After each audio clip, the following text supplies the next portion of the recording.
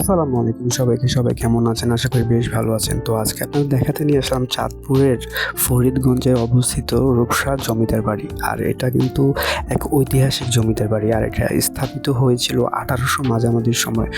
প্রায় ১৫০ বছর যাবত এই জমিদার বাড়িটি অবস্থিত হয়ে আসছে।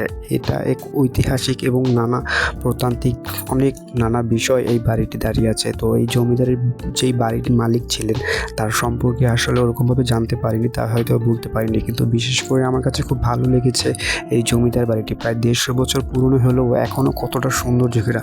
আর পাশে যে দেয়ালগুলো দেখছেন এবং মাঠ, এই জমিদার বাড়ির যত কাছের মানুষজন ছিল তারাই তার সাথে থাকতো। খুব বিস্তৃত এক অসম্ভব সুন্দর ঘেরা এই জমিদার বাড়ি। তো চাঁদপুরের মধ্যে সবচেয়ে সুন্দর জমিদার বাড়ি যদি হয়ে থাকে এটাই হচ্ছে সবচেয়ে সুন্দর। আমার কাছে খুব ভালো লেগেছে, তাই চেষ্টা করলাম আজকে আপনাদের দেখানোর। বাদবাকিটা আপনারা গিয়ে হয়তো ভিজিট করে দেখতে পারেন, অবশ্যই আপনাদের ভালো লাগবে। তো আমার পক্ষ থেকে যতটুকু সম্ভব হচ্ছে ছোট করে দেখানোর চেষ্টা করলাম, বাকিটা আপনারা গিয়ে দেখতে পারেন। তো দেখুন আর সৌন্দর্য উপভোগ করুন। খুব সুন্দর এক জমিদার বাড়ি।